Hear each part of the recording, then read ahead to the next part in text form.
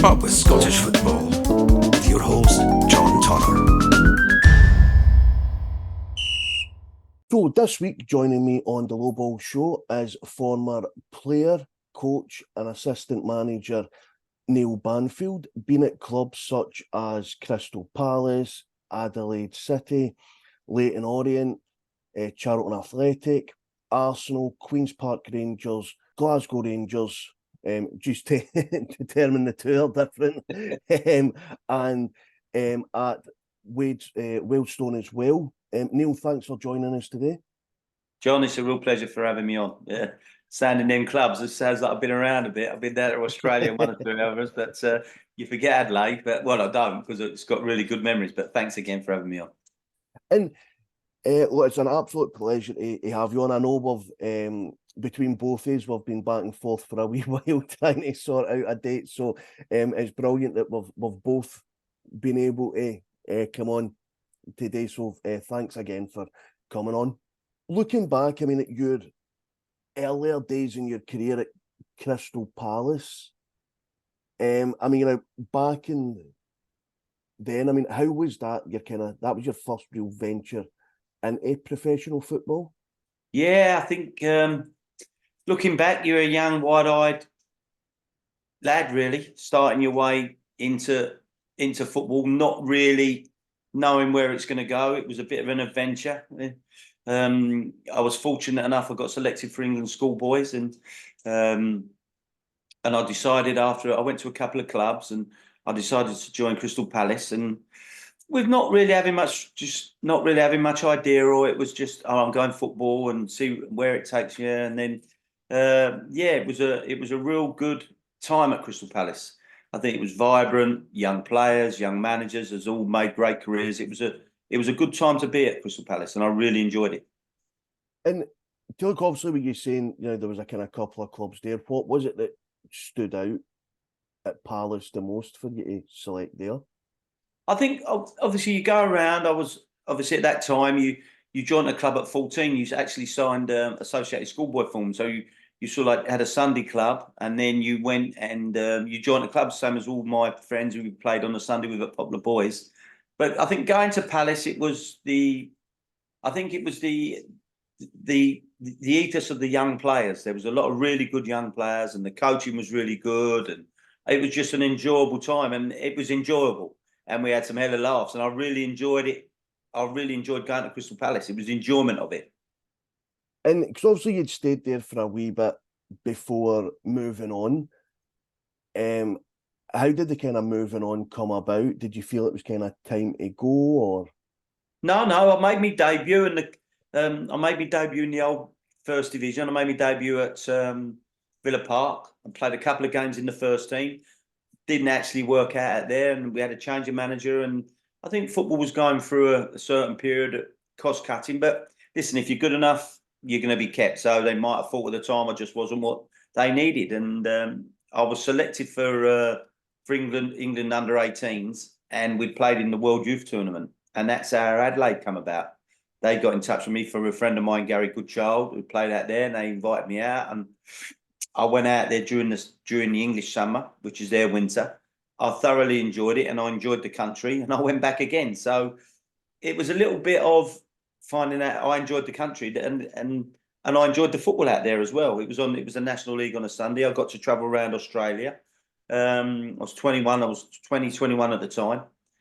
So then I had a real good 18 months out in Australia. And was it difficult at that age, kind of, going to a completely different country, now, other side of the world? Yeah, I've got to say, if I'm honest, when I first turned up at Australia in Adelaide, yeah, it was a little bit daunting. I turned up in the hotel, and I thought reality sort of come in, and it was the case of, oh, I'm in Adelaide now on my own. I've really got to fend for myself here, and it was it was a little bit daunting, but you push through it, you get on with it, and like I've done all my career, you find a way to get through and make the most of it. Again, made some great people, saw a wonderful country, fledgling in the football areas, but people laugh about it a little bit, but it was a National League on the time, and I just enjoyed it. I enjoyed the whole life experience, not just the football. And Yeah, I know there might be several there, but if I was to say to you, like, a kind of really standout memory you had when you were over there, is there anything that kind of jumps to mind? I think, if anything, I think that, well, one thing before, it is a bloody long way away. And I think it was a really, it was a real, you felt there was something happening in Australia. You know, although it was a long way away, you could see it growing. The football scene going around Australia as a life experience.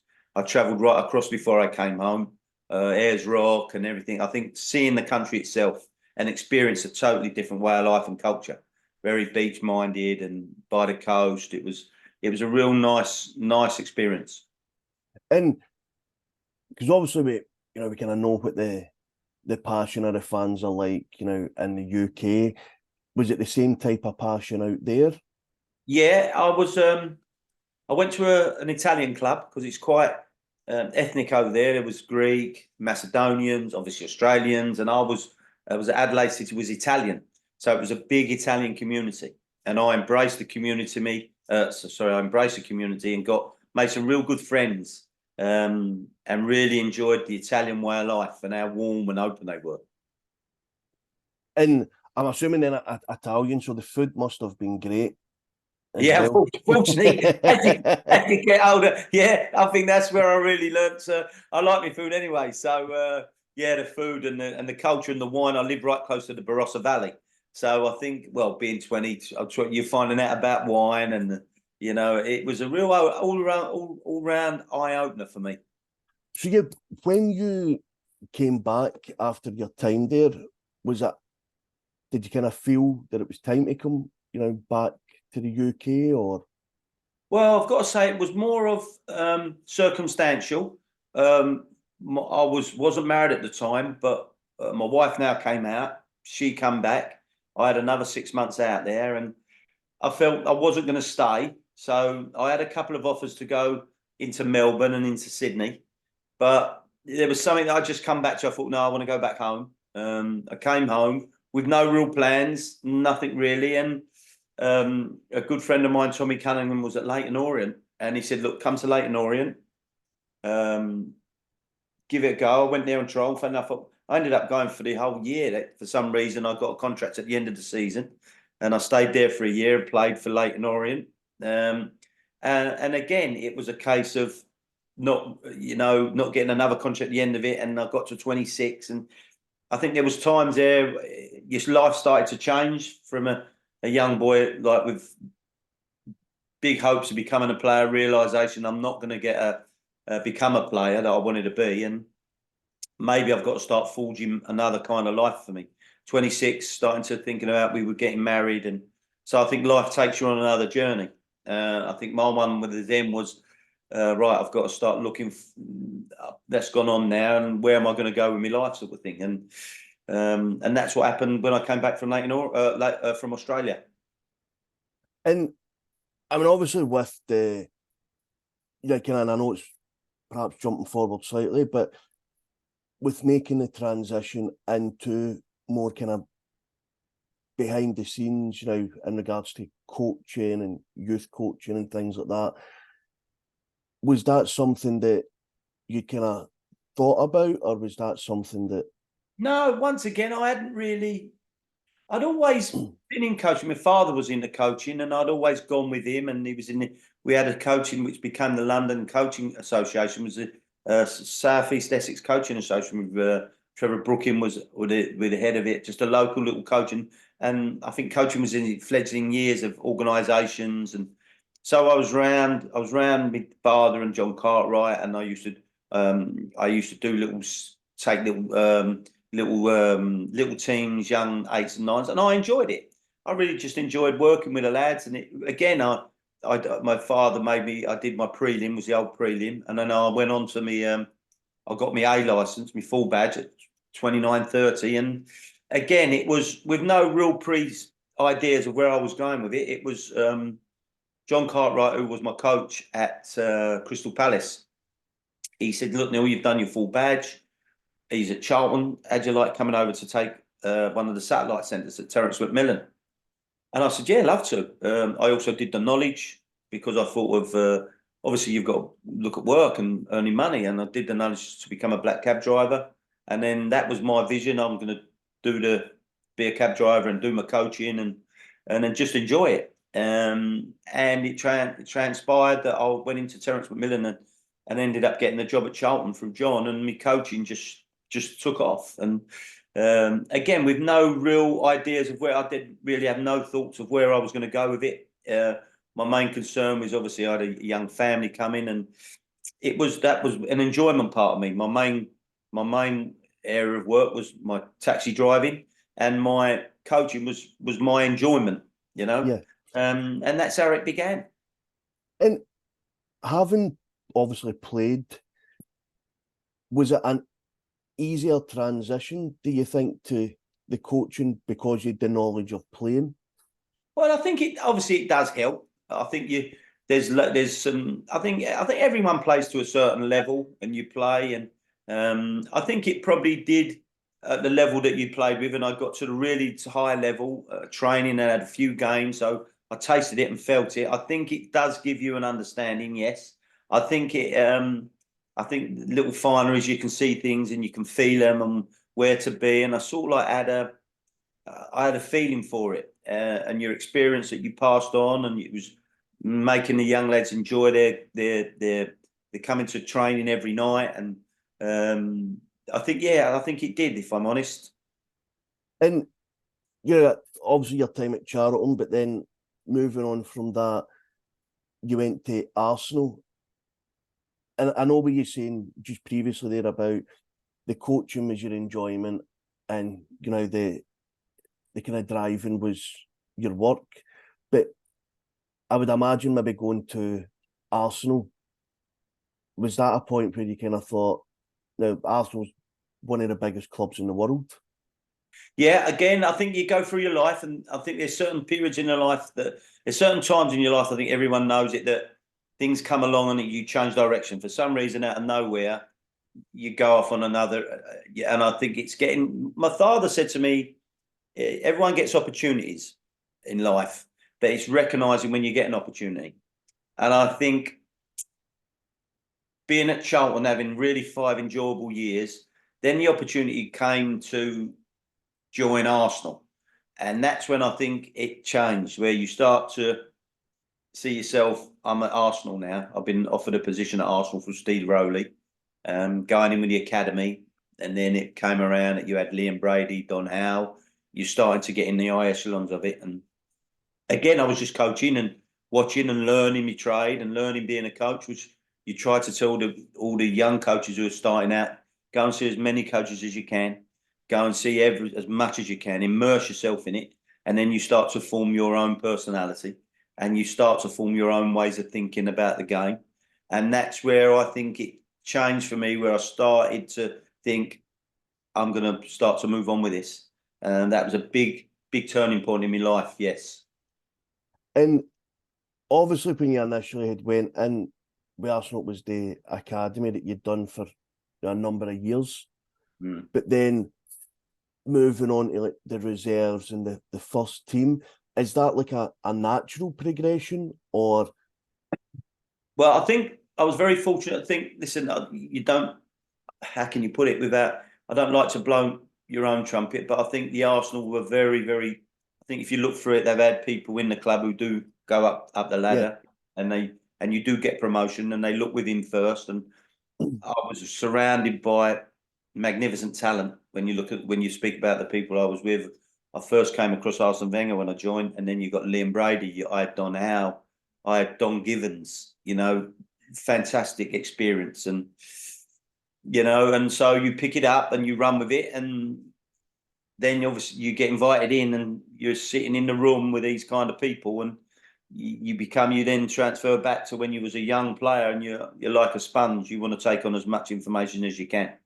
I think being young as well, you're enthused. I've never lost my enthusiasm, but to get out and see other people. I was fortunate to have my dad and John Cartwright as coaches, and when I was playing Terry Venables, their philosophies of how the game, and I think looking back, I think that molds your thinking, and being in that arena of kind of players and who you played with. So I think that all then when you look back, you sort of like seeing to where you're formed as a coaching character. And I think that's looking back, that's where I've definitely had a big influence in my coaching career. And still kind of on the period with Arsenal, because I'm assuming you've probably been asked this many times, but I think I'd be very silly not to ask. Working with like somebody like Arsene Wenger, what was he like? Because obviously we've seen the kind of successes that he'd brought. Yeah, I think obviously he was very guarded. Obviously, you had to be in his. He trusted you, and he took you into his confidence. And being around him when I first went was Liam Brady and Arsenal, because David did, Mr. Dean was really forefront of keeping Liam head of the academy, and Arsenal was head of the first team and overall head coach. So if anything didn't go in the right way for him, the academy was never going to be altered. So from an early part at Arsenal, he was wanted his young coaches to come in. There was also, Geordie Armstrong, great man, Pat Rice, Bora Primorac, these kind of people. Like Bora was Croatian captain, Yugoslav captain. So I had a big European influence of the way they look at the game. Again, very lucky to go into that, and you're dealing with people like Liam Brady. You sit in a room and listen about how they see football and how they see players. And it was a fantastic learning curve for me, and one that has stayed with me all my life, coaching life. And I'm assuming, obviously, we sitting with guys like, Brady and seeing and listening to how he, analyses a game or a player or a performance. I mean, is that something that when you do that, you kind of sit and, as you're saying earlier, like a sponge kind of absorbing it, but then kind of going, how these guys' minds work? I mean, I can assume that must be, when you're moving on in coaching to then see how different people's minds work. Yeah, it was. I think looking back when you're in that environment, and you at first you're involved, you're quiet, and they ask you, come on, what do you think? They want your opinions. They want you, and it doesn't take you long before you're involved in it, because you are the coach of the 17s, so a big part to play. And for whatever reason, they recognised possibly that I could coach and was good for the youth team. And then as promotion comes along, and I don't think you become head of youth at Arsenal Football Club without having a small attention of ability and developing players. Yeah. On a personal note. But that's added to the great recruitment and the players that you've got. You can only work with the tools of your trade. You can only work with what you've got. And I think that's a vital part in the development, the production of young players, the recruitment and the way you recruit young players, and then your coaching. You've got to have a technical syllabus that you go through to work the young players. And I think Arsenal had that at that time, coming down from the manager through Arsene, Donnell, myself, and it all went into the young players at Arsenal. I think it's testament of what we achieved with the players. I think Arsenal will always produce players. They've always produced players, and will always do it from time immemorial. They'll keep doing it. But we worked on a philosophy of how we're going to get blocks of players, and it was the technical work we did in them sessions, and the actual syllabus we worked through with the players, and we had it at that time. Yes, you can get groups, but it's the work you put into them.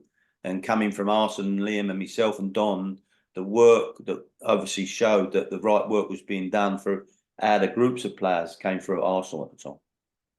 And I suppose to ask at that time, when it was the youth that you were heavily involved in, was there many players from there that kind of went on to kind of first team Arsenal? And well, the first one we had was Ashley Cole, left back. Yeah. He was one. We had Ashley Cole. We had, who was the other? The early days was a lot of players had good careers. Not if I'm honest, didn't really. Jay Booth had a career. Even David Noble went and played 400 games in the league. Who's now I'm with at Wealdstone. It's gone full circle. Liam Chilvers. There was Jermaine Pennant. Jerome Thomas, Stephen Sidwell. There was a real big bunch of players who had really good careers. So Yeah. that was the first one, Graham Barrett. That was the first of Paolo Vanazza. That was the first group that we, Graham Stack. There was a lot of good players, yeah.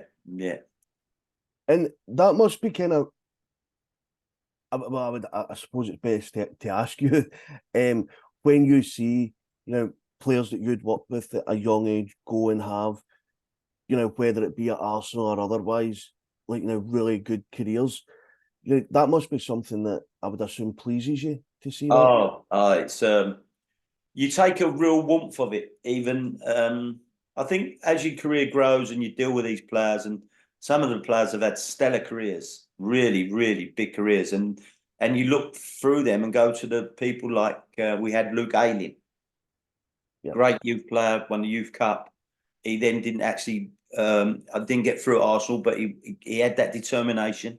I think he went down to the West Country and played. Then he's got come through his career in Leeds, and he's had a great career Premier League. And then Fabrice Muamba, Nicholas Bentley come over and he went off to Birmingham. Sebastian Larsson, the ones that come in, and Sebastian, I think he played over 100 times for Sweden, captain. These people, and like as I was just quickly mentioned, I've got a call a couple of months ago from David Noble. He just got his first job at Wealdstone. I'm not doing anything. He said, Neil, what are you doing? Would you? I went, of course I'll come. So now I'm helping David at Wealdstone in the National League. And putting David on his way and trying and helping him along. So it's fantastic. Yeah, it's there's been some really heartwarming moments I've had through seeing the players. Yeah. And I suppose kind of after Arsenal, kind of moving on to Queen's Park Rangers, was that, I mean, I'm assuming it couldn't have been easy leaving Arsenal after all the years and the successes there. Yeah, I think it was I think as they say, every dog has its day. And we had very long days. We had 21 years at Arsenal. And I was so fortunate. I've seen all this. I've been in the successes with them, cup finals, won leagues, championships, and watching the team grow, watching Arsene form other teams, the players that have come right through and go. I've had a great journey looking back, and it was a great time. And then when the final curtain does fall, it was hard to take. Yes, it put a lump in your throat. But life moves on, and I then had a little bit of ill health. I had a triple heart bypass after I left, and so you never know what's around the corner in life. Life's got the way of shaking you up. Coming through that, I then got the opportunity through Mark Warburton to go and join at QPR. I had 3 great years at QPR with Les Ferdinand, Chrissy Ramsey, Gavin Ward, the people I met at Rangers, and then Michael came in, and the rest is, as they say, it's what happened. And just to kind of touch on just what you saying with Arsenal, I mean, I'm assuming when you first went there, especially in football, you would never have envisioned 21 years later leaving. If anyone said I'd have lasted 3 years at Arsenal, I'd have bit their hand off, John. If I'm honest, I didn't. It was just I think being a fan. My granddad took me over to the old Highbury and going at Highbury and watching at Highbury the Marble Halls and going there because I went there. That was the other club I went to, and I nearly signed for them. And going into Highbury and going in the Marble Halls and in the red grass behind the stand, the clock end, I had a big affiliation with Arsenal. So when the opportunity to come, albeit just in of an evening at the very start, it was an opportunity that I would never ever have turned away. And then for someone to say you're going to be there for 21 years, I'd have said you're absolutely barking mad. But it was what it was, and I've travelled right through. I went from under 17s coach to head youth coach, and then head of the elite group we formed with Arsene and Liam and the technical committee. Boldy, met some great players. Just to be on the pitch with people like Dennis Bergkamp, Thierry Henry, you have to pinch yourself, but it's your job, and you end up, that's my role. And I was then fortunate enough to get promotion. We moved it around where I become the head of the elite group. Arsene had this plan about how can we improve on the development of young players. And then when it all starts to change, Arsene invited me in to become first team coach. To look at first team coach anywhere at Rangers and Arsenal Football Club on your CV, you know, it's sometimes I think that's really not me, but I have actually got it. So there we are. And you know, obviously, speaking forward onto like the kind of Queen's Park Rangers. I mean, how was the time? Because when you went in there, obviously, it was that kind of first team coach. Yes. You know, so yes. it wasn't the kind of progression. No, exactly. I went directly with Mark Warburton. Yeah. Again, Queen's Park Rangers, what a great club. A great history of coaches. If you look back at who they've had, looking back, Terry Venables was there, Dave Sexton, Frank Sibley. That's had some real good it's got a real good football history.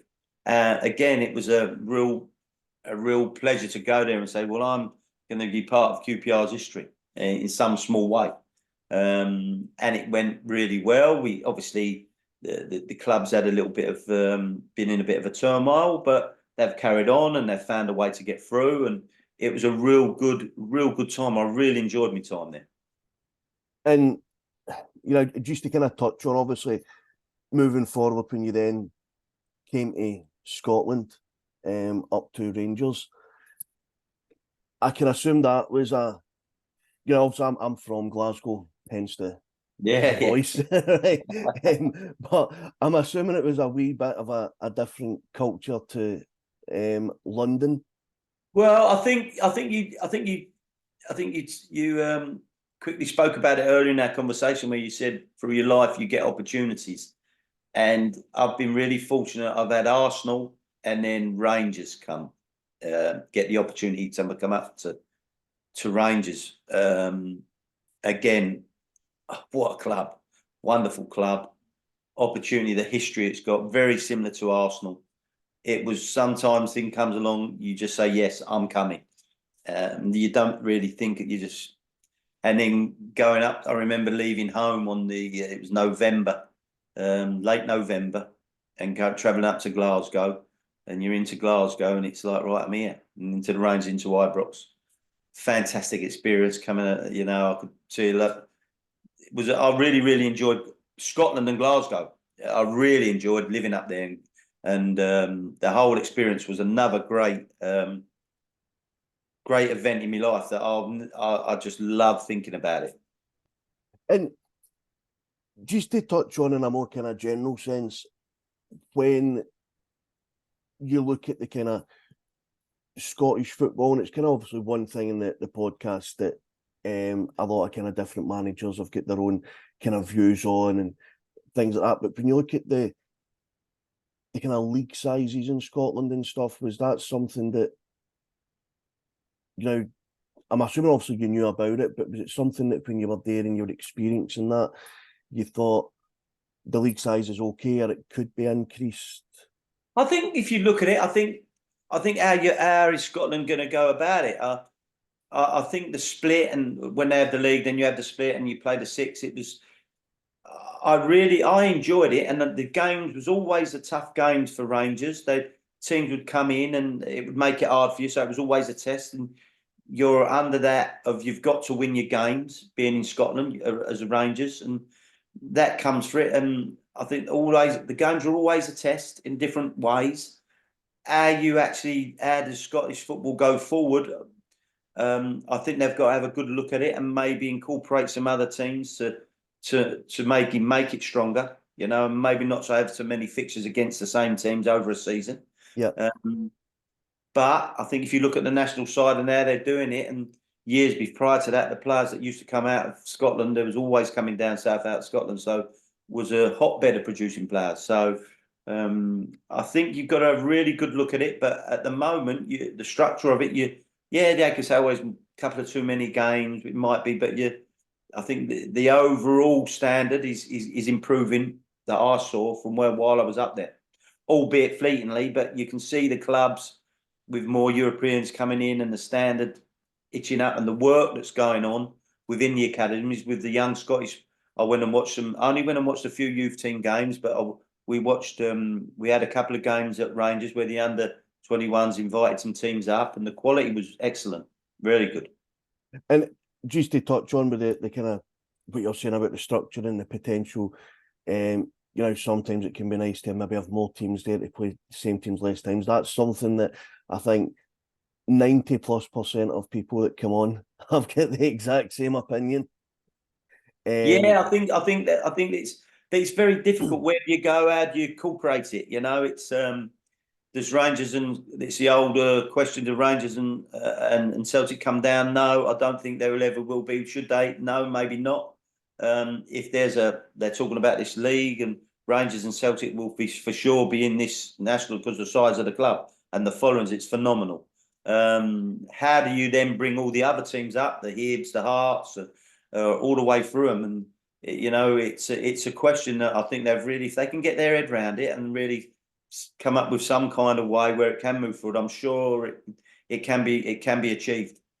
And that's again because of the kind of a lot of the conversations I've had recently with different people. Just because this was something that a lot of people didn't realise. And I learnt this from kind of people that came on. So obviously in Scotland, where you've got the Premiership, you know, the SPL, you've got the Championship, you've got League One, League Two, and now you've got the Lowland League and the Highland League, and the winners of them go into a playoff and can potentially go into League Two, and that's their pathway in. But if you win the Lowland League and the Highland League and lose your playoff to go into the league, you get to go into League Two, you get zero money. So I think it's the only league in the world that you can win and don't get no money and get no money. Yes, I know the financial, obviously down south in the Premier League, you see the amount of wealth, amount of money. There's a big part of me that thinks it's got to be spread out more, better. I think we owe it to everyone, the grassroots, even more. I think there are some good projects going on, but I think the British Isles, I think the Premier League and the SPL got to get them and help clubs, help the little clubs. There's a big part of me. How much millions do you need? You to survive. I think you hear some of the stories. They may say it's a little bit rose-coloured glasses, but I think where people do commit and give their time and work, they've got to be rewarded, and they must have. I think they've got to have some help from somewhere. And you've got a cash cow in the Premier League worldwide, and it's magnificent. Yeah. Can we spread it out more around the Isles, this island we live on? Yeah, I think we possibly can. Could other people benefit? I think we've got to look for that. I think we really have, to help everyone as much as we can. And to look at, where you're now, obviously you'd mentioned the phone call and kind of going and, being the assistant manager now, is that right? Yeah, Dave's the head coach, and there's myself as his assistant coach, and then we've got Sam Cox. Three of us come in, and I've gone in with David up until the end of the season, and we'll see what comes along. But I said to David that, yeah, of course, I'll come and I'll help you, David. It was great for me. I was sitting in the chair at home walking the dog, so I think the Lottie, my dog, probably got sick and tired of me talking about 4-4-2, 4-3-5-1. Sometimes you get the lead. She used to run away from me. She runs away from me, going, no. The only dog who doesn't go for a walk. But I don't know. Listen, the opportunities come along, and it takes you back from. He was one of my first. He was in the first youth team I had, and Paolo Vanazza, and so I've gone with David Wealdstone. We played Hendon last night. We had a victory. David's just got the job from St Albans in the National League, and I've sampled a few of the National League games. We played Gateshead, a real good football inside, all the shot, and the standard in the National League. I'm telling you, I think we've spoken about restructuring. The lads were telling me that they went to Gateshead. They travelled 7 hours on the coach, got off the pitch, played Gateshead, and then drove back and got back at 5 o'clock in the morning. Now, I've got to say, you've got to go to Altrincham, and some of these lads are, because we are the only part-time Tuesday, Thursday in the league. So they've got to be some kind of, right, let's get together, because you've got the National League North and South, you've got the First Division. If you can amalgamate them and then put them regionalised, I think they've got to look at it differently, because it's very, very hard going. I know the National League are going full-time. A lot of the clubs are. Most of the majority of them are full-time. But financially, it looks a strain to me. I think there's a better way that they could do that better, if I'm honest. And I think that's kind of similar as well, like in parts with, if you look at some of the leagues in the lower leagues in Scotland, and then looking at that as part-time and travelling, especially when some boys are working during the It's days. so, John, it's so difficult. Listen, we are. I think the majority, I think the vast majority of the sides in the National League are full time, but we are part time, and I think Maidenhead and part time, but they work 3 mornings a week. We actually train on a Tuesday, Thursday, play on a Saturday. So we have games on a Tuesday. We get one session on a Thursday. It is like going a throwback to the old non-league days, and then to ask lads like that, even them kind of players, to travel up north and the expense of staying in hotels, it must be, surely there's got to be, and the quality that's being played now around the UK in the National League North and South, and also if combine that with the first division, the second division, sorry, I'm sure they could say, listen, let's make a North, South, Midlands and regionalise it better, because one, the actual supporters will go to games. And two, it'll be less financial on the travelling, and it's tough. It's tough, to be fair, travelling, getting on the coach, and as I said, if you're playing on a Saturday night up in Altrincham, if they're coming down to London, what time are them lads going to get back? Yeah, it's a difficult one, but I think there should definitely be a real brainstorming. How can we develop this to it for the betterness of the football? and especially with them, obviously, like as you're saying, we've been part-time, I'm assuming some of the boys kind of working Yes, as well. we've got some that are teachers, some are into coaching. So there's some of the lads don't work. As I said, there's a lot. The majority of the teams in the National League are full time, so they're not working. Yeah. But even saying that, the amount of crowds you have, and you travel up to Gateshead, like we've had crowds of 1,700. So, but if you go up on a Tuesday night, Wealdstone, go up to Altrincham, or to go up to York, or to go up to Gateshead, 1,000 people. Come on, surely there's got to be something more better for them, having all that travelling. Have it in the summer when it's, or have your leagues, and in the summer you win your leagues, and you can then travel up when you're up, that level, because it's very demanding on not just the players, the staff, everyone, because a lot of the staff have got other jobs as well. So it's a big commitment, but a fantastic commitment by everyone that you go and see. And looking back, from yourself with kind of Charlton, Arsenal, Queens Park Rangers, and Wealdstone now. I mean, I'm assuming it's safe to say that every kind of job and position, from then until now, brings with it a kind of different element of stresses in football. Oh yeah, listen, with David's taken the job, and I've gone in with David, and I said, yeah, I'll come and assist you. We'll work and help you. We'll move on, and all of a sudden you get a couple of draws. You've got a defeat against Gateshead at the weekend, and like last night we need a win. We're going to Woking on the weekend, and come on, you need a win. You've got to get it. We need a win for the group, and let's move us up again. Let's get your career going forward, because he's taken over at Wealdstone in the time where the manager got promoted himself to Notts County. So he's gone into a club that's going forward. Come on, Dave, it's your chance now, So that's a great challenge for me. And young Sam, who's his assistant as well, to see them, help them on their way to if they go on their careers, on their journeys. And one of the kind of questions that I really did want to ask you, and I have waited until now to ask, is going through your career. Obviously, looking at what you've done in your career and where you've been, and then listening to, the people you've worked with and everything else, was management never something that you felt like doing, or did they kind of right opportunity? No, if I'm honest, John, I really enjoyed I was really into the development of players. I enjoyed working with the youths.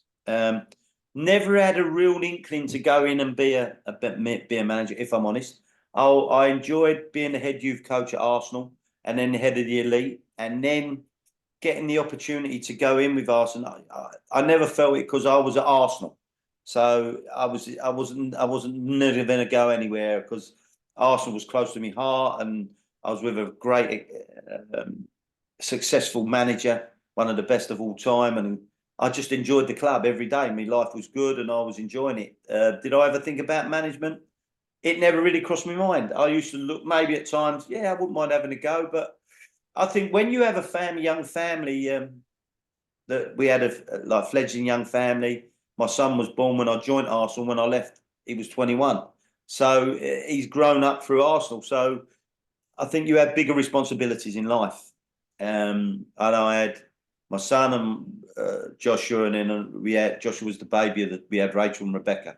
So you're always thinking, if I go to management, how long this is going to last. So Yeah. I thought I always edged on the I knew I would have a job to a certain extent.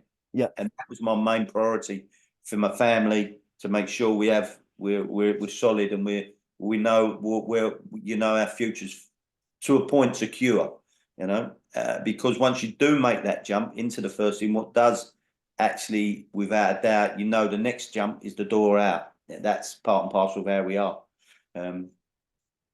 But 21 years, no one would have said I'd have had 21 years at the great club like Arsenal Football Club. Yeah. And where it's taken you from there, and the people you met, the places I've been, I was been all around the world with them. So life was really good, and but the main thing was for your family and making sure your family was provided for, and that was a big reason why I didn't ever venture really into, because I think management is so precarious, and I think maybe being very hurt when you think you're going to be a player and you don't become that player. I think there was a side of me that maybe shied away from being a manager to having that unsuccessful again. But yeah, you make your decisions, as people say, you make your bed, you lie on it, and it's been a real comfortable bed at times. So and hopefully let's go on for the next few years. And a couple of final, very kind of quick questions. Yeah. So this is kind of generally at the end, where I'll just ask a few questions. You can give as short an answer as you like. Okay.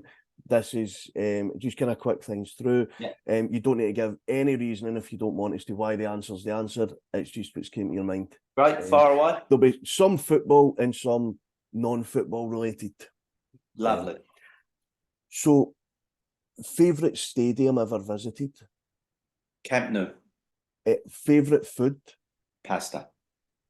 Favourite film? That's a big one. I think I'd have to probably go for The Godfather. When you were younger, your footballing heroes? Probably my football heroes who I really admired would be, I had a big for Brian Robson.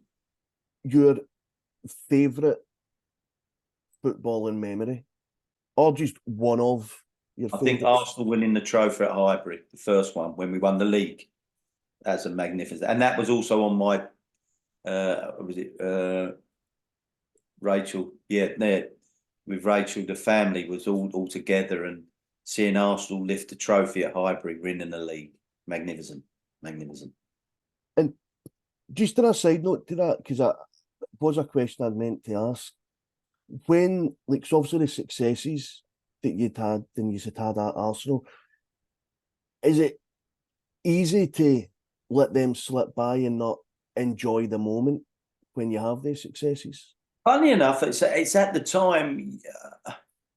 At the time, you enjoy it, and you don't really embrace it because I've been very, very fortunate. I've been to 7 cup finals. We've won 5, 6 of them. We've often had 3 as a first team coach, winning the FA Cup, won the leagues, been into Europe, Champions League final. I think when you're in that, it's you win it, you have a couple of weeks, and then you start looking towards the next one.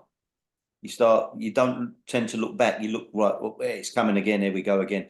How do we improve on next year? If we have won it, or we didn't win the league, or we did win the league, how do we do it again the next? So you don't really have the time to really enjoy it as much as you should. But coming away from it, you look back and you think you can enjoy it then. You can sit back and go, cool, I really enjoyed that. The memories of, there's a couple of memories. I think Josh was 9 and coming back with a cup. I was very fortunate. We flew back from Cardiff, and Josh is Freddie Lundberg, and he's sitting there, and we go to the hotel, the whole family thing. It was memories that just in your mind that they're deep rooted, and you don't feel them all the time. But all of a sudden, they come to the forefront, and having sitting back and you enjoy them. I think I've enjoyed them more and thinking, cool, yeah. When I see the game, watch a lot of football on the telly. Cool, yeah, we did win that. We're talking about the cup final. We'll come back to the cup. Even my son, he said, Dad, you don't realise what you have been part of an achievement, albeit a little bit in a little small cog in the wheel, but you were there. So, you know, and then seeing all the players, and you see players what they achieve, and you really enjoy watching them being successful. And during the kind of times of successes and things, is there any? I know obviously you've always got the kind of memories to look back on, but is there any mementos that you have from the times that I've always close to you? Yeah, I've got a couple of cup final medals, league medals, some shirts that I've acquired from people. I think something that's very dear to my heart. Dennis Bergkamp, he had a testimonial. Fantastic man, and the way he did it, he presented the staff with a memento of his testimonial, and to get something like that from a player such as Dennis Bergkamp, iconic figure, Dennis Bergkamp, it's close and it's really warm. I really feel for it, you know, and things like that you've acquired over your career so far.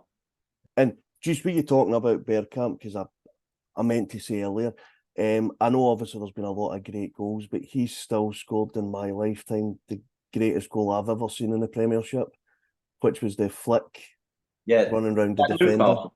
Yes. Yeah, the one at Leicester weren't bad either. When it come over and he pulled it back, and he scored some great goals. Wonderful! To even be on the same grass and pass the ball to Dennis Bergkamp. I'm on the pitch thinking I'm passing to Dennis. They didn't realise what I was thinking. You know, I'll tell you quite a funny story. We went. I think it was one of my early trips. I just got into the reserve team manager, so head of the reserve team. So pre-season, Arsenal, we used to all travel, so I travel with the first team. So Arsene, he tests you in different ways. He tested me twice. He said, Neil, can you put some crosses in? And yeah, of course, yeah. And I looked at this Thierry Henry, and they don't mess about. And I'm thinking, I've got to kick, I've got to knock some balls in, and it went all right. I didn't miss many, to be fair. And then we do some stretching at the end of the session. So it's all like Patrick Vieira, all the big hitters. There was all Neil, do the warm down. So I'm in the middle doing this warm down with this, stretching them off, and I'm thinking, lad from Poplar, Neil Banfield, and all these, and doing their stretches, and I look back and laugh, and I had them all on their backs, and it's quite funny when you see that in your mind, how you remember it, and I'll come back now and I laugh, and but it's reality, it's part and parcel of it. You either sink or swim, didn't you? And that's the manager testing you in a way, I suppose. And I suppose to look back at, and I know there's only been a few mentioned. There's been so many kind of great players that have come through Arsenal, throughout the years, that it must have just been a surreal moment to see these players initially, and then by then it becomes, I suppose, normal. Well, I think that's what you've got to. I think that's where you've always got to remember where you are and what you're doing and who you're representing, and your job that you do.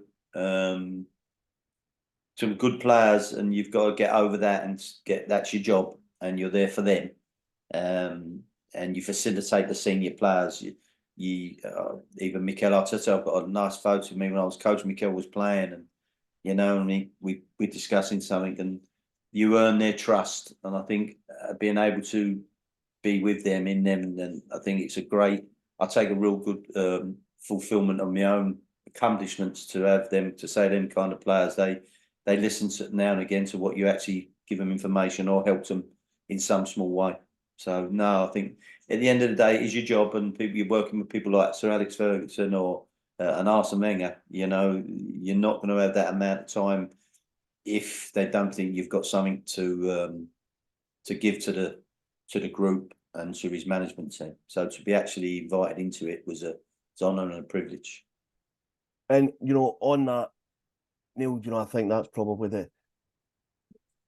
the best way to that we could end. I don't think we could end it today any better than that. I really, really do appreciate your time coming on. No, I'll be very honest and say I'm the kind of person that could have sat here all day listening to the stories. This is why I do this. yeah, I could listen. I hope, in fact, as I say always, John, it's a. I think I learned from Don Howe that it's always you give back or you try to help people, and we have something you try to help as many people as you can, and I think that's part of being a coach.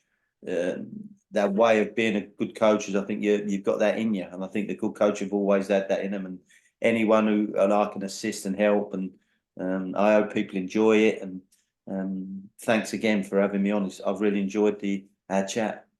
No problem. As I say, I definitely thank you for coming on. Really enjoyed it, and I'll look forward to kind of seeing how you go the rest of the season. Yeah. And can I just end up with saying, come on the Blues, let's win the league this year. That might not go down so well. Big party. I still sit and watch it now. It gets you. Telling you, you go up there and something hits you. Mickey, when we went up there, to be fair, Mickey, that's what Mickey said. He said it's a tough, hard place to be. He said, but it's a lovely, warm place. I've got to say, it's been everlasting. Met some wonderful people out there. Made some really lovely friends, really nice friends. Yeah, so who knows? Magic. Look, Neil, thank you, and hope to speak to you again soon. John, speak to you soon. Cheers. Thank you.